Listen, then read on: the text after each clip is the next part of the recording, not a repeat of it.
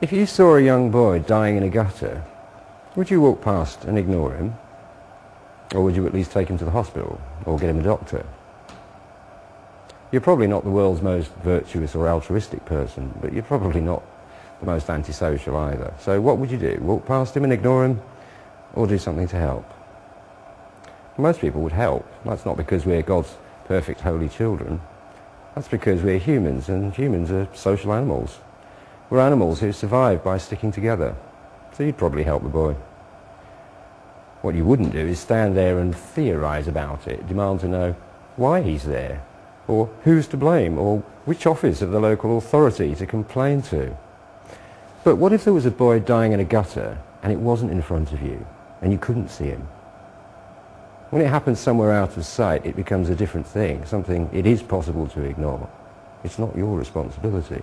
Somehow the reality is obscured behind layers of rationalizations. It's not a boy dying in a gutter anymore, it's become something else, something more remote and intangible, something without obvious solutions. It's become a question of politics. And politics, as we all know, is a tricky subject that should be left to politicians. Reality is relative, you see. Most of reality is not happening in front of your eyes. It's not real. Most of reality is, in fact, politics. You probably know that there are young boys and girls dying out there in alleys and gutters in the shanty towns of the world's poor quarters. But it's one of those remote realities. And what's the reason for it? We could talk about economics or geopolitics, but the truth is they're dying because they're out of sight and they don't really matter and nobody really gives a damn. When the parents have got no money, the kids don't count. In our reality, we value children so much that we've made ourselves paranoid about real and imaginary threats to them. But in global realities, they're not valued. 1 billion people, that's 1 in 6 of the world's population, can't even get clean water. So, their kids get diarrhea. And 5 million of those kids die every year. Since big numbers don't really mean much to anyone, imagine a jumbo jet fully loaded with kids up to the age of 5 crashing into a mountain. That would make the headlines in your local town, wouldn't it? Now imagine a jumbo jet doing that every 35 minutes, night and day, forever. And just so it's clear, African children are not worth less than white children, and African parents don't grieve less than European parents. They grieve all right, and they don't get used to it. 300 kids every 35 minutes. A massacre of the innocents, wouldn't you call it?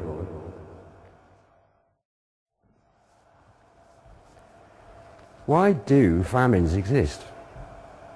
Too many kids, say some people. After all, we Westerners only have small families. But we only have small families nowadays. In Victorian times, we used to have huge families because a lot of the kids were likely to die. And we needed kids to look after us when we got old because nobody else was going to. So it seems a bit unfair to blame the Africans for doing now what we used to do before we got good health care and pensions. If there's no food at all, even one person is too many people. So is famine a population problem? Well, over 20 years ago, the World Health Organization calculated that the technology existed to feed a world population 12 times its size.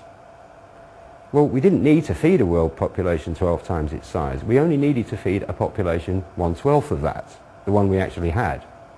So did we? No, we didn't. 20 years ago, we had the terrible Ethiopia famine instead. We are lucky in the West. There's no denying it. We don't have a water face. We're not slaves. We're not starving. Our kids get an education, public health, a choice of food, a measure of security and comfort. But are we having a good time? Are any of us? Many of us don't have jobs or careers or prospects. Those of us who do work are forced into the regimentation of the workplace, of bosses, of timesheets and production quotas, reports, key performance indicators. The 9 to 5, the bills, the mortgage, the stress. Our kids are now being made to work harder and from a younger age to become skilled and employable. Kids of 5 are now being given homework. We live in the world of capitalism, and as everybody knows, capitalism is not perfect. It has problems. Everybody knows that what we have to try to do is fix the problems with reforms. That's why we vote for politicians. They're supposed to be fixing it for us. Capitalism is like a car that's permanently on blocks with some politician underneath it and another one in the bonnet shaking his head saying, oh dear, that looks bad, that does. You keep paying the bills, but the car never gets fixed. You begin to think the politicians don't really know what they're doing. But what can you do? Capitalism may not be perfect, but it's the only thing we have, and after all, it does work. Sort of. Sort of. We have the most advanced technological society that's ever existed. But when it comes to doing something useful, like feeding the people in it, or limiting pollution, or limiting global warming, we can only manage sort of. Here's a question. Does anybody at all ever watch party political broadcasts anymore? The problem with party political broadcasts is that they're boring and you don't believe a word of what they're saying. They're like soap powder adverts, each citing dubious evidence to show they're better than the others.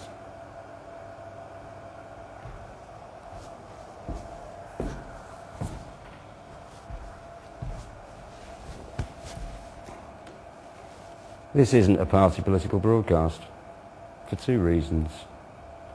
First, nobody's asking for your support, your votes, your obedience, or your money. Second, what you are being asked to do is much harder than that. The idea is for you to question the basis of modern society yourself. Think about it, and then go away and think what to do about it. I'm not going to tell you what to do or how to think. What I want to do is simply explain a point of view to you.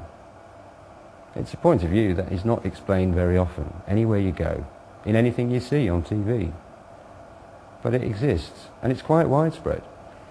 What you do about it is up to you. You can reject it, but it's important to understand what you're rejecting.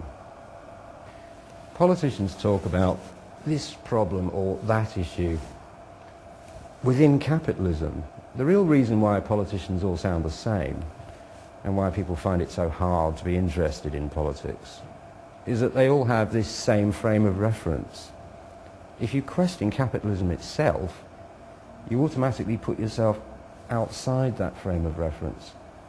And that's when the politics of capitalism suddenly becomes meaningless to you. Capitalist politicians make everything sound incredibly complicated. So complicated that you need them to work it all out for you. You have a vote every 5 years. That ought to be enough. What more do you want? You don't really understand. You don't know enough. You're not smart enough. You couldn't really make the decisions. Well, medicine's complicated. It takes 11 years to train a doctor. We couldn't all be doctors.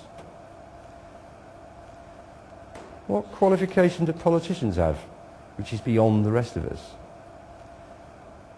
There isn't one, is there? Anybody could go into politics. The experts in charge of decision-making are not experts at all, no more than you are or I am. Let's get something straight here. 2 men in a pub could bore and bewilder you for several hours with football talk, if you were daft enough to let them. But the rules of football are pretty simple. It's the same with politics. The universe of histories and details go on forever. But the basic rules of capitalism are quite easy to understand. And so are the consequences of those rules. It really isn't rocket science. And once you understand what the rules are, you're then in a position to ask yourself a novel question: whether you actually agree with those rules. Let's have a look at some of these rules or facts of life. See if you think they're complicated. See if you think they really exist or I've just made them up. Rule of thumb number 1. Very roughly speaking, 5% of the world's population owns 95% of the wealth. That's the land, the resources, the lot. That's about one person in 20. One person